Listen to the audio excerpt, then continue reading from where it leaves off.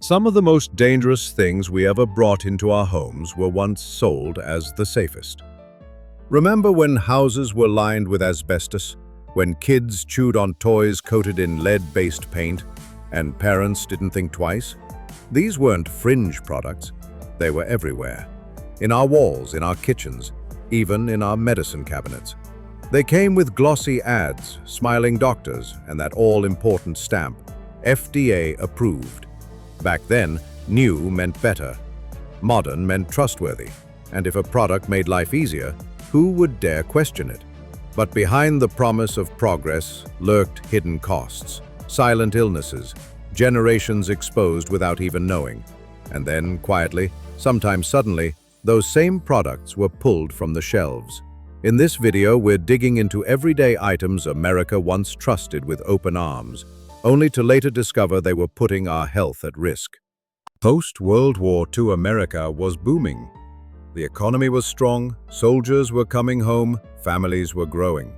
And the suburbs were spreading coast to coast. White picket fences, shiny new cars in the driveway, and kitchen shelves lined with the latest modern products. It was the golden age of convenience, innovation, and above all, trust. If something sat on a store shelf, people believed it was safe. If it came with a smiling cartoon character, a glossy magazine spread, or a slick black and white TV ad, that was proof enough. From canned foods to home insulation, from powerful cleaning supplies to flame-resistant children's pajamas, Americans embraced the new and improved faster than regulators could even catch their breath.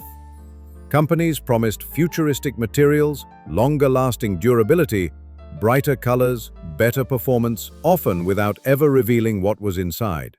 And truth be told, very few asked. Parents were busy raising children, workers were busy chasing promotions, families were busy chasing the American dream. The assumption was simple. If it was sold in stores, and especially if a doctor or big brand endorsed it, it had to be safe. But behind the packaging and promises, some of those very products were quietly doing harm.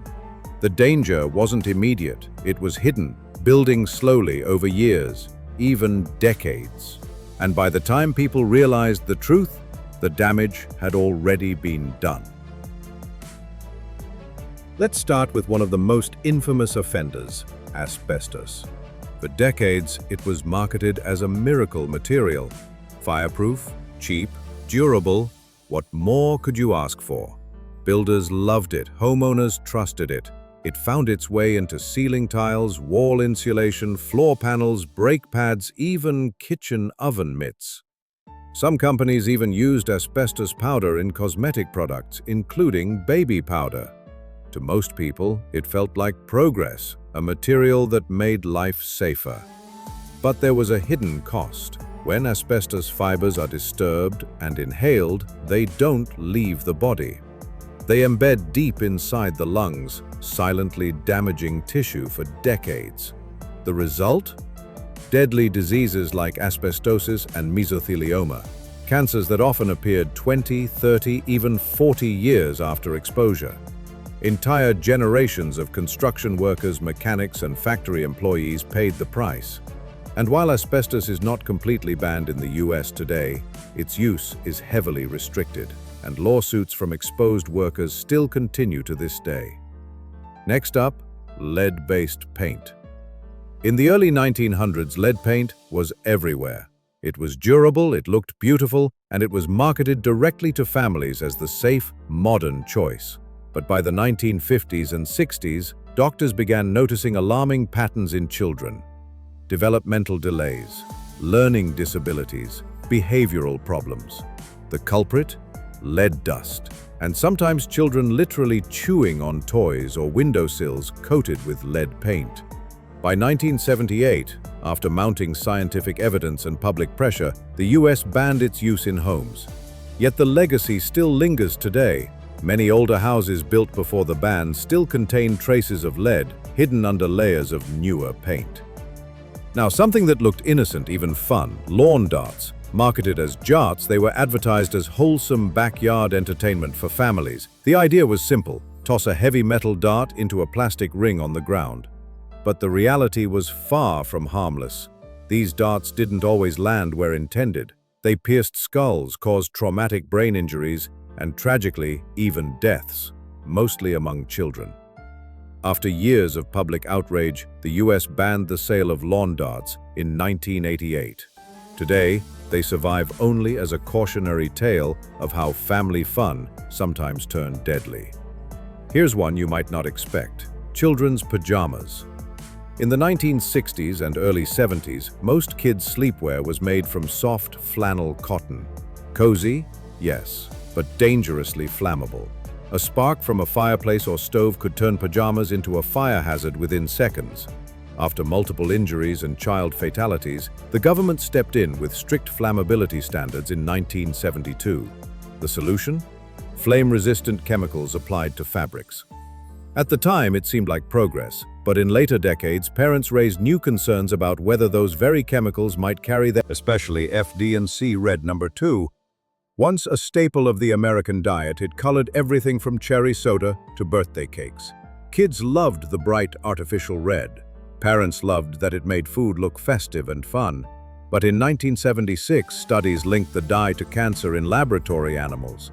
Almost overnight, Red No. 2 was pulled from shelves, and other questionable food coloring soon followed. The scare reshaped the way Americans thought about food safety, sparking new labeling laws and stricter oversight of what could go into our meals. Each of these products tells the same story. Something once trusted, even celebrated, later revealed to carry hidden dangers. They remind us how much faith people placed in progress and how much we've learned the hard way. So, how did these products make it into our homes in the first place? The answer is both simple and unsettling. There was almost no regulation.